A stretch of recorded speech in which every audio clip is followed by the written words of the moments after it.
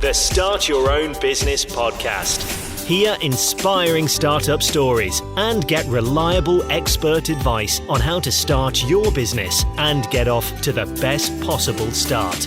Brought to you by Startup Donut, helping small businesses succeed. Hello, I'm Chloe Thomas, best-selling author and award-winning podcast host. Welcome to the second season of the Start Your Own Business podcast, where I get practical advice from experts and small business owners that can help you set up a new business and get off to a great start, saving time and money along the way. In this episode, we are speaking to an amazing business selling online. We are talking about what it took to launch online, why they decided to launch online. We're going to be talking about the front end things you need to think about if you're going to be starting an online selling business, an e-commerce business. So we're talking about the website, about the marketing, about finding great people to help you, about your brand, your vision. We are also going to be talking about what happens in the back end. So picking, packing, dispatching, the software that's going to help you with that, the space you'll need, lots of great insight and inspiration coming up. Before we meet our guest, please take time to find out about our sponsors, the Federation of Small Businesses, and how joining could be among your best business decisions.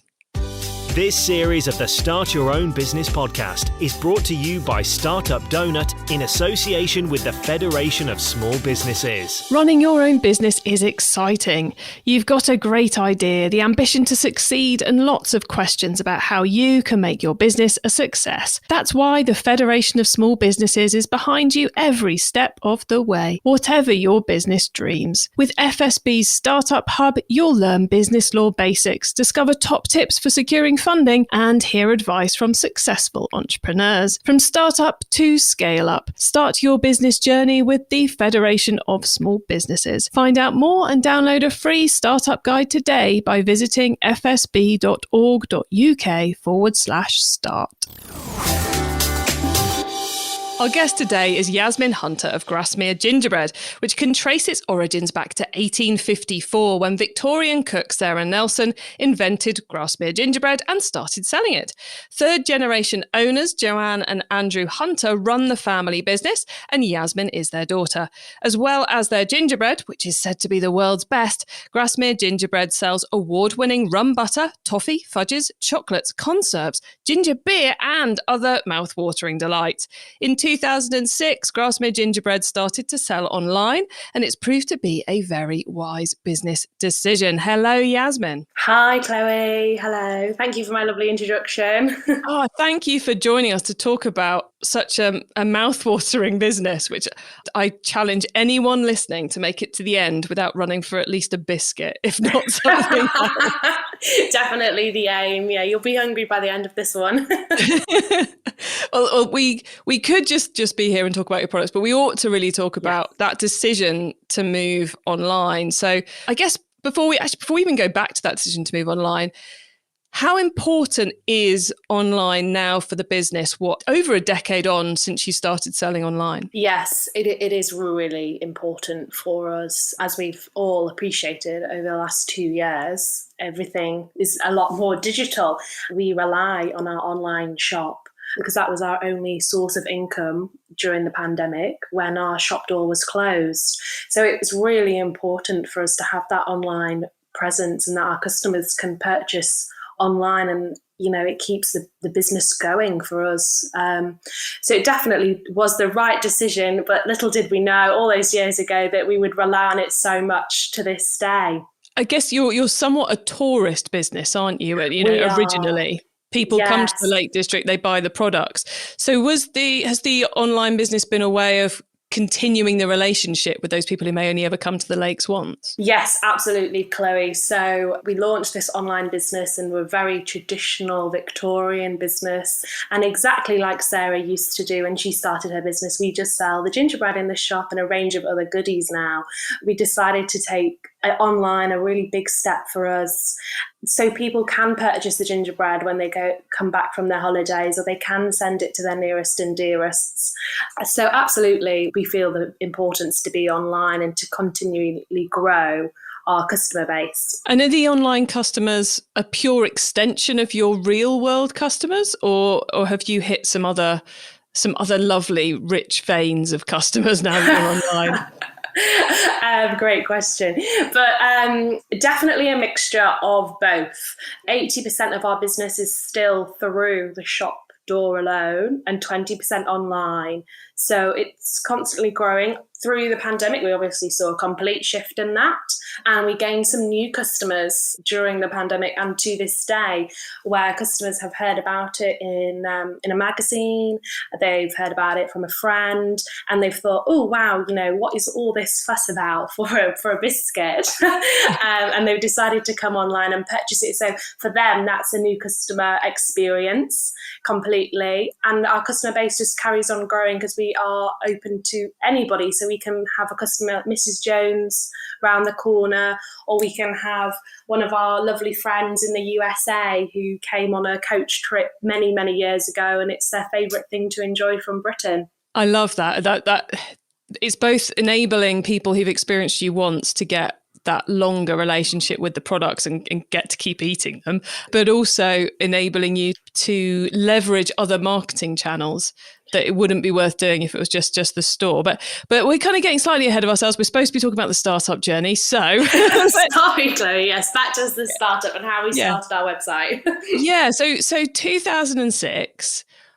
Obviously, there wasn't a pandemic going on in 2006. Mm-hmm. So what led you to decide back then to actually go, yeah, we've got this lovely, simple, straightforward business of a physical retail store selling to, a large group of people who keep coming through the door and keep buying the products. Let's build an online store. What led to that decision all that time ago? We internally use the word mail order, which is quite a traditional term. And we were doing mail order when my mum was probably 7 years old, and she would wrap the parcels up in brown paper and tie them with string and write the addresses on and take them to the post office. So we've always kind of done little delivery services, maybe not as large as we do now. But in 2006, we really decided to take the website and create the first website. And it was very, very simple in what we did. It was a very hard customer navigation as well. And we decided to put the gingerbread on there and a couple of gift hampers and to see how it goes. But the reason why we were able to do that is because we actually got a business space extension, because there was no physical space for us to do the online sales in the back of the shop anymore. So we had to create a new office dedicated to this. So that naturally led to the organic expansion and the website. It's a bit of the chicken and the egg, isn't it? Often it's like, right, we can't go beyond getting our 7-year-old to wrap the parcels for the mail orders that come in via post and the phone. So, we can't expand that, but to get extra space is obviously more expense. So then you have to invest to grow that side of things. It's a bit chicken and egg, isn't it? It's like, well, we could do this, but we don't have the space. Or we've got space now. We've got to find a way of utilising it. Yeah, it was the space that came before the website, definitely, because we couldn't have done it otherwise. Just that literally huge opportunity. Yes, it's a very small shop, Chloe. So just to give you a sense, it's probably the size of your kitchen. Yeah, and that's the thing, isn't it? If you've got a retail store, it's easy to think we'll just pick and pack from the shelves. But then where are you going to parcel it up? Where are you going to store it? Absolutely. And the software, all the packaging materials that you need, health and hygiene, all of these factors have to be taken into consideration, and staffing as well. Yeah, I think it's something a lot of people in the retail space are juggling at the moment. How do we take advantage of online when we don't really have the space to pick and pack? It's a really hard one to balance, definitely. Yeah, I guess with the historic mail order business, there was a certain amount of knowledge going into this. But how confident were you and the team that this was going to be a good investment, both in terms of the space and in terms of the website? When my parents decided to create the website and, sit down and start, writing the pages from scratch, they didn't have a clue about where to place the basket button or where to place your SEO header one. They were just writing a website to fulfill the customers that wanted to be able to have it in their home. And I think they didn't have a lot of confidence. I think they thought, we're going to give it a shot. Let's go with this. This is brand new. And my mum is very creative. She's not very technical savvy. She'll be okay with me saying that.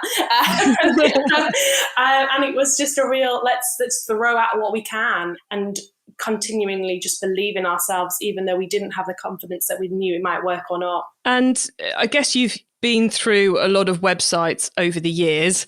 You know, I doubt you're still on the same platform you're on in the beginning, but are there any kind of key lessons that you've learned along the way that you would now advise anyone who was starting off today to put in place on their website on day one? From day one, what would be the first thing I'd say? Very good question. Would it be that content and getting the SEO right? Would it be making sure the checkout's one people are familiar with? Obviously, putting the basket top right is going to be up there. I think for the first tip, honestly, Chloe, I'd say look at your brand. You know, what is it about your brand that you want to put on that website? Do you want it to reflect your retail store? If you are just a sole online trader, you know, what are your brand colours? You know, what brand messaging do you want to put across? Because you need to have a vision. And without that vision, you can't put the content in, you can't put your buttons in, you can't put your marketing pop-ups. So get your vision down. And sometimes the creative can be a lot harder than you think, because it's all in your mind. And as soon as you start to draw it out, it doesn't look anything like that. And then you sit down maybe with a web person and you think, oh no, that's not what it should look like. So it can take a couple of times to get that brand vision across on your website, because that first homepage is the first time the customer sees you. And we have a saying in our business, and it stands with online as well, not just physically in our shop. You know, you only have, one opportunity to make a first impression. And a lot of people, I think, feel like, okay, we'll get the colours right, we'll put the product up there, and that's our branding job done. And as your site so greatly shows, you've also got to get the story in there. You know, your brand story, the origin, why you're doing this, why your product is great, and balance that with the product itself, which is it's an endless challenge. I don't think anyone will ever go, yes, I have completed that task. Mm-hmm. But it builds on what you're saying. You've got to get that story, that product piece, that branding piece there, because that's what's going to make you stand out from all the rest of the competition and lead to the customer to buy. Yes, exactly. Because at the end of the day, you want a sale. You don't want to lose a customer at the first stage of the website, really. So we actually are on our second website and soon to be our third. So it takes a long time to get through the stages. And just last year, we decided to do a brand new back of house system as well. To do these things is daunting but exciting. Yes, and you mentioned that both you're about to go on to website number 3, which I think is testament to the fact that even it's not like you do everything in one go. Websites evolve as they live as well. But also, you just mentioned the back end system, which I think is something people often don't think about. They maybe think about the space to pick, pack, and dispatch, but they don't always think about the way in which software can help with that process. So, what led to you putting in place the new back end system, and how has that helped? So the reason why we decided to do a complete new back-end site is we were using different means of software, and unfortunately some of the plugins, I'm sure everybody on this will know what a plugin is, were failing, and they were causing issues that we were constantly having to battle. So we decided, right, we need to create our own back of house website because it's going to have to be bespoke for our needs. And the first thing we sat down was to put down what the needs were, and it was for us. It was to make it easier for us, to make it a smooth run, and how we download the orders, to how we pack the orders, to how we retrieve customer data, or how the customer puts in an inquiry form on the website. But the thing is, this is today. When we started in 2006, none of this was relevant back then. So that's how much we've grown. And I will be honest that back of house can be quite technical. You think just adding a button is going to be simple. So we were very lucky to have our web developers, sit with us and go through it. And it does take its time. We're still finalising some of the items that we're wanting, and you have this wish list and you're hoping it doesn't end. Yeah, in back end, if you think putting together a website's complicated, a fully integrated, does exactly what you want it to do back end system is a whole other ball game. But I love the fact you mentioned that, the reason you went for the big solid back end implementation is because the plugins were starting to fall over. And I think that's such an important thing for a startup to know in this space is it's very easy when you get started to be grabbing this and that plugin. And it's exactly the right thing to do when you get started, because then you learn what you're going to need further down the line. I'm glad you said that, Chloe, because I didn't want to upset any plugin software developers. And I think when you are on website, and I think we all do it, you're reading e-commerce blogs, you're Googling software, you're reading this, you're seeing this, and there is so much available to you. And you think, wow, what a great feature that is. And you put it in, and 2 years down the line, you haven't done the update, you haven't been checking your details, and then a customer goes, oh, that isn't working, and you didn't know. So it's constant checking and not dismissing details. Details is so important, not just on the back of house, but on your front of house as well. Yeah, and it's the plugins get you so far. I think you kind of always have to have a plugin amnesty every 6 months or so, where you just look at what you've got in there and go, actually, are we still using this? Is this still doing what it should do? Or are there now new solutions in the space that we could do to streamline it? And the back end is often one of those places where the right choice of plugins, which evolves as the business evolves, means you can save a lot of time and effort with the team running around the warehouse trying to pull everything together. Yeah. But I want to ask you a bit about the team side of it, Yasmine, because that's one of the, I think we touched on it earlier, but I think a lot of people go into creating an online e-commerce store and forget about the fact that there's some manpower required to market it and to process those orders. So is that something that was part of the plan from day one, or where you got some help with? And how much kind of time has been invested in that over the years, I suppose? Okay, big question. Very big question. And I think really important for solo traders as well coming into this world, because you can't do everything alone. We're a family business. We often have our meetings at the dinner table because we tend to get the best results. But regarding a team, our team is naturally developed due to growth. So we have now someone dedicated to just doing the online orders. We have someone that manages the online orders. We also have a team that does over in the Northeast that looks after our website. We have another person that's a fast host. So it's all of these factors come in, and sometimes kind of coordinating all of that can be quite tricky. I always think when you talk to different people, I've spoken to a few website developers, I've spoken to people that offer graphic design, you speak to people that offer email marketing services and the software there. You have to listen and take it all in, but also you have to take it with a little bit of pinch of salt. And I've learned this the hard way because some people say they can do these things and they're going to get you the most amazing results, but they don't tell you how much work or how much cost is actually involved, because that's the scary thing. Things can look very nice and shiny on the outside, but actually sometimes the costs involved with kind of implementing new software can be expensive. We are going to be expanding our online team, just to answer another one of your questions.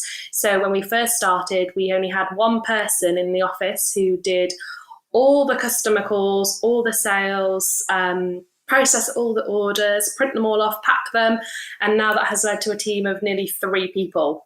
Our lady who does all the packing of the orders, she's actually on maternity leave at this moment. So we're hoping when she's going to come back, which is great because she can be on easier hours for her childcare, because with packing, you don't need to be with us, in the night. So it's just in the day. So it's about finding the right people for your team and what they can offer you. We all know that recruitment is quite a tricky thing itself. In the e-commerce world, it's constantly evolving and it's growing, which is really exciting to see. That was an excellent answer, Yasmine, because I think you kind of, I think I covered it all there for you. You covered everything, which is brilliant. But also you kind of took us through those key areas that if we're going to be doing an online business, we need to consider. And as a startup, maybe you're doing all this yourself on day one. You're dealing with customer service, you are picking, packing and dispatching your product, you're doing the marketing for the website, and you're also making sure the website functions, because these days it's very easy to set up your own e-commerce store and have all the secure payments and all the important, the kind of the legally important stuff set up. But it means you're the one who's tinkering on the website and updating pages and all the rest of it. So there's a lot of jobs to handle. And I loved your point about pay attention to everybody out there in the marketing space, in the e-commerce space, but also reflect it back to your own business and what you need at the moment. It's very easy to get wowed by something which, quite frankly, your business doesn't need right now, but It's very exciting. Yes, I constantly have that problem. Constantly wowed and think, I'd love to do that. I'd love to do this. Actually, just let's reel it in and let's just do one step at a time. And I think for sole traders or, just business partners, just break down those tasks and think, actually, is there an independent freelancer who suits our business, who understands who we are? I think that's really important. I've just taken on a new freelancer. He's going to be doing some Google Ads campaign for us. And the reason why I chose him is because he knows exactly who we are, what we're about. And they're not throwing fancy analytics at you. They understand what you're there to achieve, which I think is really important. Yeah, and I love the fact you brought up freelancers there as well, because I think often people feel like they have to hire a big agency on day one. And actually, as a small business, it's probably going to be cheaper and you're probably going to get a more tailored service if you go with a freelancer who, and it's probably going to be more effective than trying to do it yourself, especially when it comes to things like Google Ads. Yeah, no, absolutely, Chloe. I couldn't agree more. I think there's fantastic agencies out there, that suit different arrays of businesses here. But I always, do go into your networking groups, or Facebook business groups and see who's out there and connect and meet up. And sometimes just having that 15-minute chat and you're not going to connect, that's fine. You've looked at that freelancer, but I think they are really important. And especially in today's world where people are working this hybrid working, not everybody works a normal 9 to 5. A freelancer may suit you better because you can just pick up the phone at any time and have a chat and get the ball going, really. Wow, you just gave us a whole load of places to find more information. That was brilliant. I love that. Facebook groups, networking groups. Yeah, I think it's really important when we do e-commerce, and personally for us as a family business, who we work with, the relationships mean more to us and great results. I think that's key, really. Yeah, the trusting and connecting on a kind of a brand vision level with the people who are working with you is so crucial, isn't it? It's absolutely crucial. I think I'm glad you mentioned the word trust there, Chloe, because you have to trust people in this technical world because you might not actually understand it. So you just have to trust that they're doing it right, but you can normally tell. But yeah, I think trust and honesty is really important when in this field, because we can all be, like we say, we can all be wowed, but it does come down to trust and honesty, and if they understand your brand. And actually that is one of the great things about most of the marketing methods for an e-commerce business is if it within kind of 3 to 6 months, if it's working or not, because it's either driving sales or it isn't. There's no, but brand awareness has gone up. There's no, we got some leads, but did they convert? Oh, I don't know. It's cold hard cash in those, certainly for the first few years. Any marketing you're doing should be driving sales. Yes, absolutely. It is the joy of e-commerce, and it's very easy to sit there and watch the orders go up. And if you're not getting any orders, you know that you need to change something, and you need to go back and look at the basics of maybe why are they not placing the order, or why are they exiting your page so early on. And still to this day, we've been going at this for quite a long time now. I will sit and go, okay, great, we've got some free slots there. We need to get these filled. How do we do this? How do we promote this new product range? And go back to your marketing mix and think, okay, let's try and get this covered. How can we, not constantly increase sales, but make sure that the customer returns? Because that's, for us, really important for us, the customer experience, the customer journey that they have with us as a business, and that they return. Excellent. Yasmine, you have shared so much great advice. Anyone who's listening who wants to find you and your business on the web and get some of your mouth-watering gingerbread, could you please let them know how to find you? Yes, feel free to go and have a look at the website, www.grasmeregingerbread.co.uk. That's where we are. And if you're ever in the Lake District, do come and find us in Grasmere. You can't miss the smells of freshly baked gingerbread through the village. See, even more mouth-watering. I'm just imagining that now. Well, look, Yasmine, you've given such great insight to the listeners on what it takes to run an e-commerce store, an online store, and also how to go about starting one up. So thank you so much for being such a brilliant guest. Oh, thank you, Chloe. Thanks so much for the conversation today. So fascinating run through there from Yasmine of what it took to both create the online business in the first place, and then kind of some inspiration on where you could take it to, and the challenges which just keep coming round in any business really, but also in the world of e-commerce in terms of the team, the space, the marketing. I guess for me, the key points you raised were, first and foremost, make sure you're putting your brand, your vision, your story into your website from day one, because it's going to be that differentiating factor. It's quite hard to do, but it's well worth getting it right. And remember, it will evolve over time. So get your best attempt up there first time, and then in 3 months' time, go back and refresh it. Nobody says you can't do that, but you do need to put some effort into it right from day one. And use that to make sure you're working with the right people as well, people who get your brand, who understand what you're looking to achieve. Secondly, keep the tech simple. So you don't need to buy a best of breed, huge software system on day one to help you launch that site. You need to keep it simple, keep it scrappy, so as you can find out what you actually need as your business evolves. Like she was saying, they had various plugins helping them run the back end, get the data to the right places, and help them do their pick, pack and dispatch. Several years in, that no longer gave them what they needed. So then they went and found a higher spec piece of software. But plugins, apps are your friend from day one. Launching with a simple website, that's very startup friendly, like a Shopify or a WooCommerce, is going to make it really easy for you to get started and to have a lot of the technical stuff dealt with on your behalf by whatever subscription fee you're paying. So that will keep things really easy for you. And then finally, my third thing I would take from this is that there are a lot of different roles to cover when you're starting an online selling business. You've obviously got product, you've got pick, pack and dispatch, you've got customer services, you've got the marketing, you've got the website building. And it's very possible to do all that yourself from day one. Discover what you do like, what you don't like, find the right people to take bits of that off your hands as you grow. But you're going to be covering a lot of different bits and pieces. We've covered a lot of ground. So to help you, you can find the summary notes for this episode and links to more free resources by visiting www.startupdonut.co.uk. And that's donut spelt DONUT.